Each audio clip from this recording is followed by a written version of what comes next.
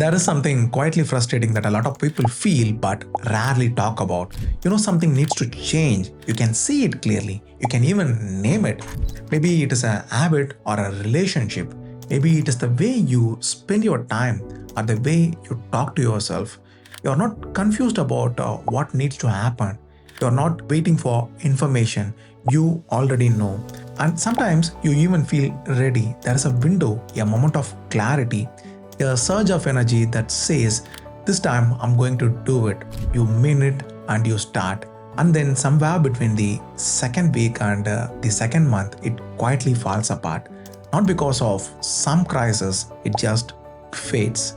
The energy leaves, the old patterns come back, and you are right back where you started. Maybe a little more frustrated than before, maybe a little less trusting of yourself. And the story you tell yourself is usually the same. I don't have enough discipline. I always do this. Something is wrong with me. But here's the thing, that story is not accurate. What is happening is not a failure of character.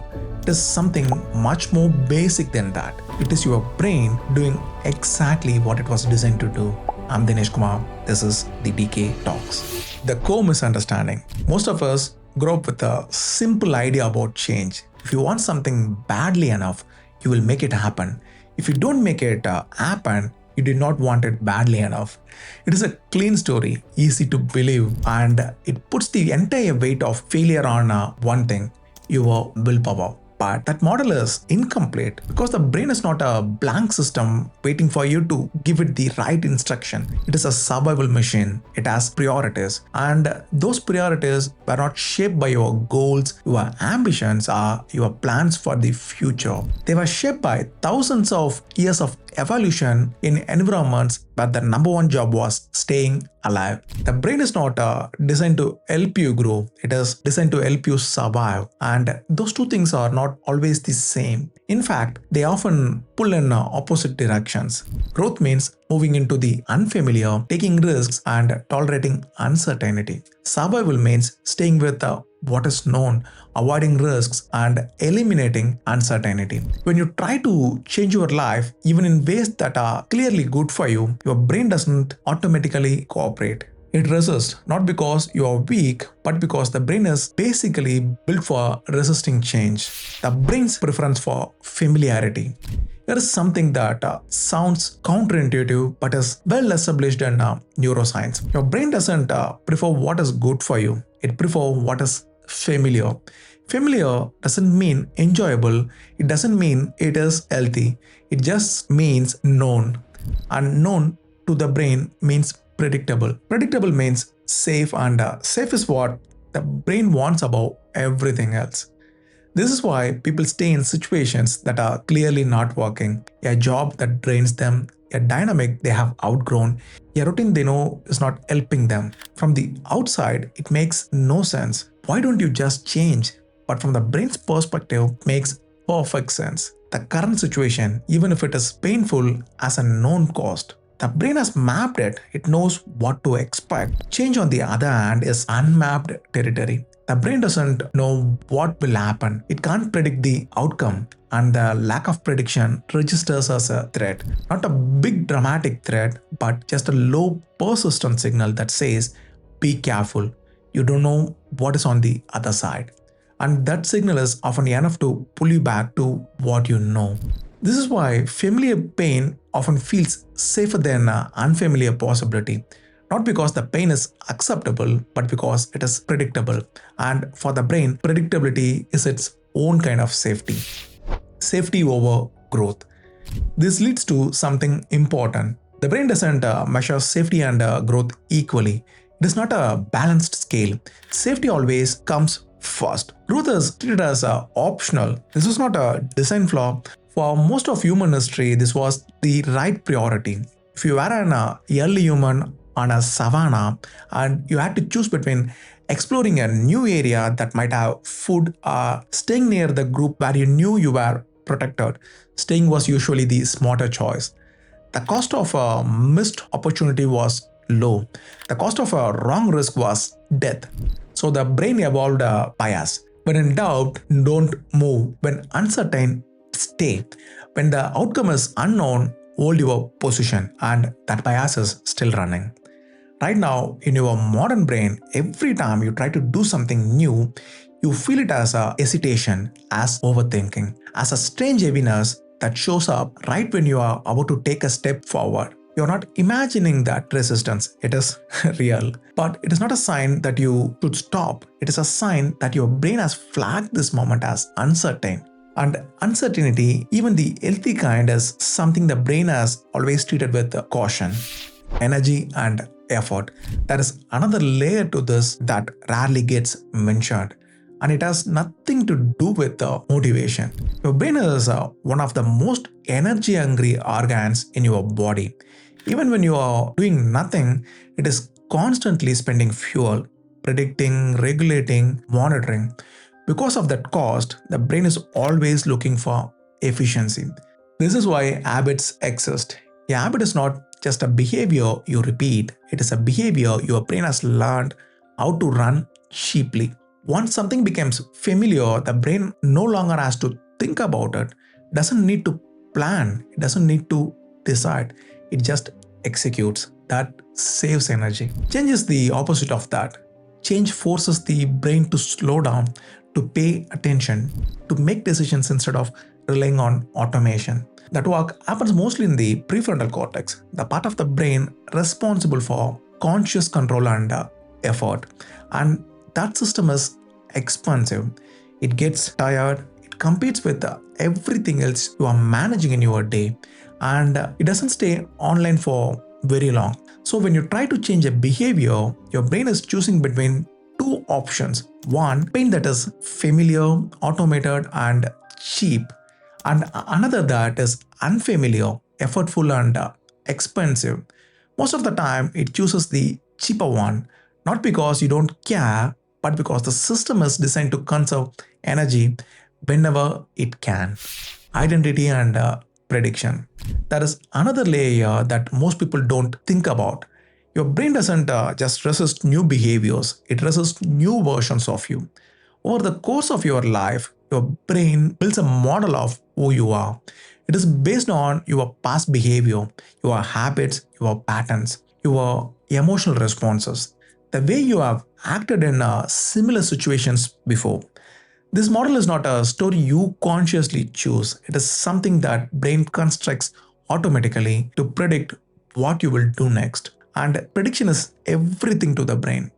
If it can predict your behavior, it can prepare your body, it can allocate energy, it can anticipate outcomes. Prediction means efficiency.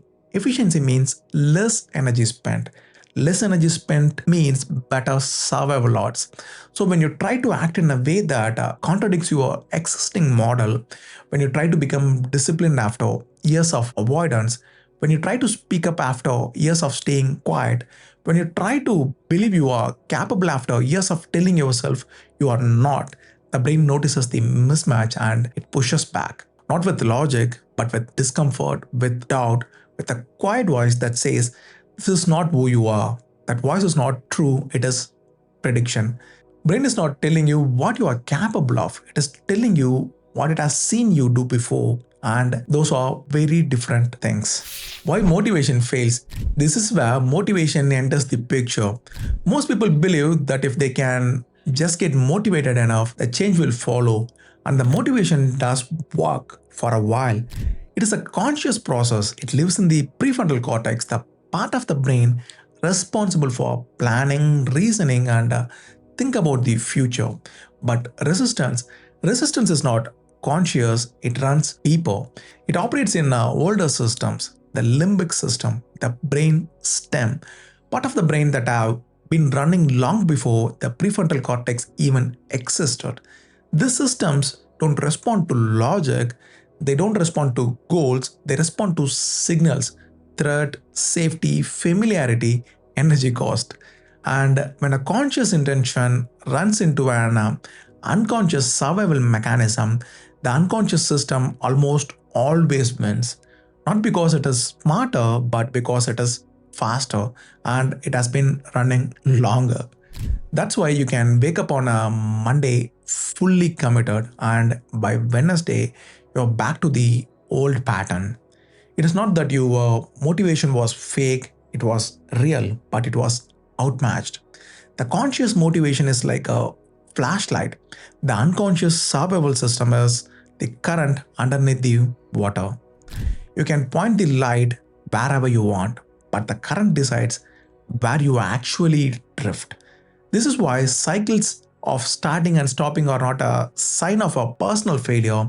They are a sign that two systems inside you are pulling in different directions, and no one ever taught you that. The emotional layer. Now, here is where it starts to feel personal, because resistance doesn't always look like resistance. Sometimes it looks like procrastination. You sit down to do the thing, and somehow an hour passes. You have done everything expect that.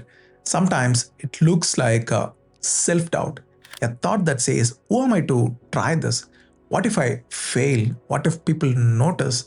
Sometimes it looks like exhaustion, a sudden heaviness that shows up right when you are about to begin. Not physical tiredness, more like a weight you can't explain. And most people interpret these signals as weakness. I'm lazy, I'm scared, I don't have what it takes. But these are not character flaws, they are protective signals. The brain is not trying to punish you, it is trying to protect you. From what? From perceived loss. Change, even positive change, involves letting go of something, a familiar identity, a comfortable pattern, and letting go even of something that is not good for you registers in the brain as loss. There is actually research on this. The brain processes the loss of a familiar behavior pattern in a way that is remarkably similar to how it processes other kinds of loss. It resists, it grips, it sends out warning signals. Not because the change is dangerous, but because the brain can't yet confirm that it is safe. And until it can confirm safety, the default response is hold on to what you have. While letting go feels harder than moving forward, there is one more reason change feels heavier than it looks. The brain doesn't evaluate change only in terms of what you might gain, it also calculates what you might lose. And psychologically, losses carry more weight than gains. Letting go of a familiar routine, letting go of a version of yourself people already recognize, those things registers as losses. Even when the new version of your life might be better, the brain treats the old version as something real and concrete. So the brain leans toward protecting what exists now. This is why people stay in these situations they have clearly outgrown, not because they can't imagine something better, but because giving up what they have feels like losing something, and the brain reacts strongly to that. The reaction doesn't show up as fear, it shows up as hesitation, as a delay, as a quiet pullback. Not because the change is wrong, but because the brain is trying to avoid loss before it can confirm safety. Reframing the problem. So, where does all of this leave us? Not with a fix, not with a system, not with a method to finally overcome your resistance once and for all, but with something that might be more useful than any of that. A different understanding of what is actually happening. You are not broken, you are not lazy, you are not uniquely flawed in some way that other people are not. You are a human being whose brain is running ancient survival software in a world that asks you to constantly evolve. And those two forces are in tension. That is not a personal failure, that is the human condition. Knowing this doesn't make the resistance go away, it doesn't suddenly make the change easy, but it does something important. It changes the way you judge yourself. Because when you understand that the resistance is not you, it is a system operating inside you, you stop treating yourself like the enemy. You stop asking what is wrong with me, and you start asking something quieter. What is my brain trying to protect me from? That shift is not everything, but it is not nothing either. It is the difference between fighting yourself and understanding yourself. And in my experience, people who make lasting change are not the ones who fight the hardest, they are the ones who understand what they are actually up against. I think a lot of people carry a quiet shame about changes they haven't been able to make. They look at the gap between who they are and who they want to be, and they blame themselves for it year after year, attempt after attempt. And the weight of that self blame often becomes heavier than the original problem. But the difficulty of change is not evidence that something is wrong with you, it is evidence that your brain is doing exactly what it evolved to do, protecting you, conserving your energy, keeping you anchored to what is known. That doesn't mean change is impossible, it means it was never supposed to be easy. And maybe that is the part no one tells you. Not that you need more discipline, not that you need a better plan, but the resistance you feel is one of the old systems in the human brain, and it is not going anywhere. The question was never, how do I get rid of the resistance? It was always, can I move forward even with the resistance still there? And that I think is a much more honest place to start.